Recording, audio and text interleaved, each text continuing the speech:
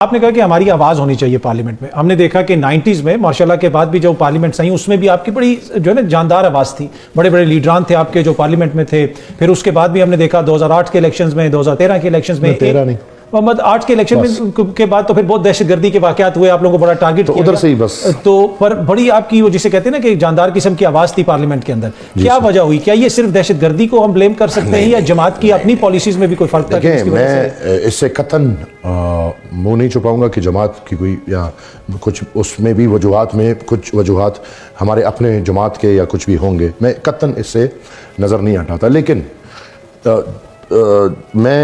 ये भी मानने को तैयार हूँ, लेकिन पार्टी को इस नेत तक पहुँचाने में दहशतगर्दी हमारी तो अल्हम्दुलिल्लाह हम तो फ़ख्र करते हैं कि हमने अपनी कौम की खातिर, हमारी कोई ज़ाती लड़ाई नहीं थी, हमारे कोई ज़ाती मसले नहीं थे, इस सरज़मीन इस कौम की खातिर हमने कुर्बानियाँ दी हैं और आपको पता है कि वो रंग लाती हैं, वो कभी भी पार्टी को डाउन साइज नहीं करती। लेकिन बदकिस्मती से हमें तो रियासती इदारों ने इस हद तक पहुँचा दिया है, और उसके ये नहीं कि मैं सिर्फ बयानबाजी कर रहा हूँ, मैं ऑन रिकॉर्ड्स ये बातें कर सकता हूँ कि 3 इलेक्शंस में बाकायदा हमारे रास्ते रोके गए हैं, और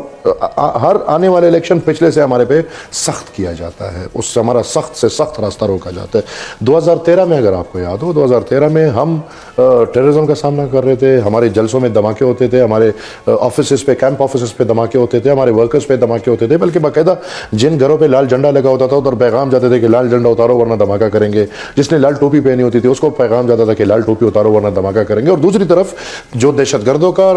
रहनुमा था वज़ीरिस्तान से ऐलान करता है कि मुझे पाकिस्तान मुस्लिम लीग, पाकिस्तान तहरीक इंसाफ और जमात इस्लामी काबिल कबूल है। और आने वाले 2013 का सेटअप आप देखते तो वफाक में मुस्लिम लीग आता है, पुख्तनख्वा में PTI आता है और जमात इस्लामी आता है। 18 रन ऑन 18 देखे 18 सब दुनिया के तो आप कहते हैं सिस्टमेटिकली आप लोगों को टारगेट किया गया। वैसे तो देखिए कराची में RTS में जी बिल्कुल, कराची में भी आपकी सीट कराची में हमारी 2 सीटें थी, 1 मिनिस्टर था, लेकिन हमें नजरियाती तौर पर, और मैं ये समझता हूँ कि इसमें कुछ किरदार उसमें फिर हमारा ये है कि हम अपने रास्ते से हटने वाले नहीं, हमारे नजरिए से हटने वाले नहीं, हम अपने हकूक की बात करते हैं, सूबाई खुद मुख्तारी की बात करते हैं। और फिर मेरे ख्याल में हम जब एक ताकत में आए, खुदा ने मौका बनाया, और आसिफ अली जरदारी साहब को मैं क्रेडिट दूंगा कि जो 18th अमेंडमेंट पास हुआ सूबाई खुद, जो आज तक आपको पता है कि इस रियासत के गले की हड्डी है, वो नहीं बर्दाश्त करे 18th अमेंडमेंट, तो वो 18th अमेंडमेंट बनाने वाले हम हैं। लिहाजा मैं ये समझता हूं कि उसकी सजा अभी तक